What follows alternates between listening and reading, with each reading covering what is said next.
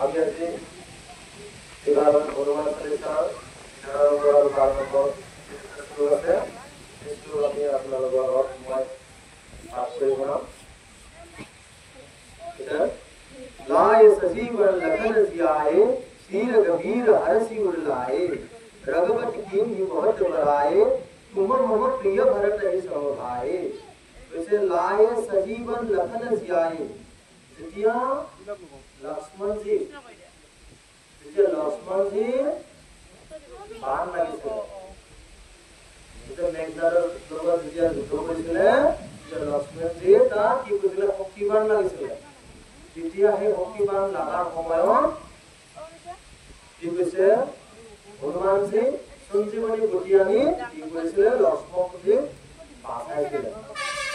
যেতিয়া লক্ষ্মণজী মূৰ্ছিত অৱস্থাত আছিলে তেতিয়া হনুমানজী সঞ্জীৱনী বটি আনি লক্ষ্মণজী বাচাইছিলে। সেইকাৰণে কৈছে লায়ে সঞ্জীৱন লখন জিয়ায়ে এই লক্ষ্মণজী সঞ্জীৱনী আনি কি কৰিছে হনুমানজী সঞ্জীৱনী আনি কি কৰিছে লক্ষ্মণজী বাচালে আৰু দ্বিতীয়তে কি কৈছে শ্ৰী ৰঘুবীৰ হৰষি উৰ লায়ে আৰু কি কৈছে শ্ৰী ৰামচন্দ্ৰ আনন্দিত হয় বুকুত কি কৰিছিলে হনুমানজী খামুচি দিছিলে বুলি কৈছে।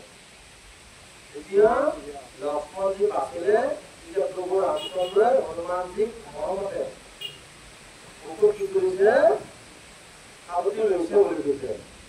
তো যিহেতু নিজৰ ভায়েকক বচাই দিছে সেইকাৰণে কি কৰিছে বুকুত খামুচি লৈছে আৰু কি কৈছে ৰঘুপতি कीन्ही बहुत बड़ाए तुम मम प्रिय भरत ही समभाए।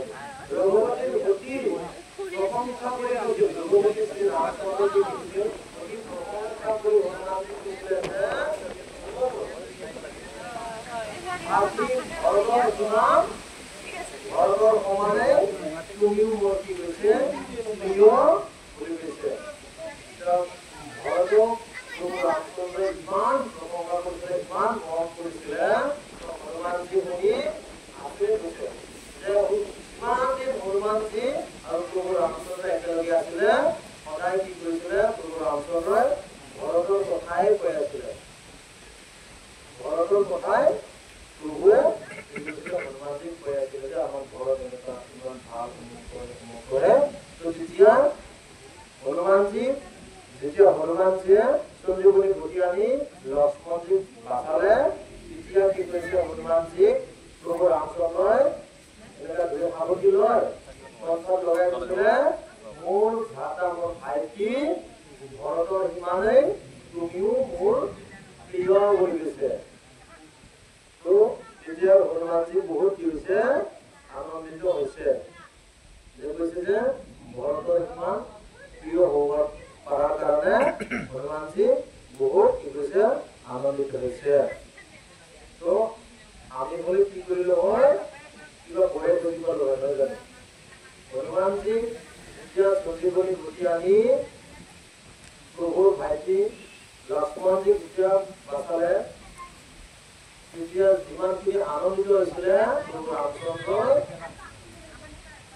ৰামচন্দ্ৰই যিমানখিনি আনন্দিত হয় সাৱটি লৈছিলে তেতিয়া সেই সময়তে আমি হলে কি কৰিলো প্ৰভু আপুনি আমাক কিবা নহয় কিবা আশীৰ্বাদ দিয়ক আমাক মুখ দিয়ক বুলি আমি খুজি লৈছে।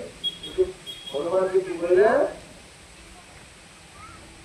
ভৰতৰ সিমানে মোৰ মৰমৰ বুলি কোৱাৰ কাৰণে আটাইতকৈ বেছি সুখী হৈছিলে। তো আমি 11 আৰু 12 শ্লোকৰ আমি সমাপ্ত কৰিম আমি শেষত আমি বাকীখিনি দুটা শ্লোক আমি এনেকৈ কৈ যাব চেষ্টা কৰিম।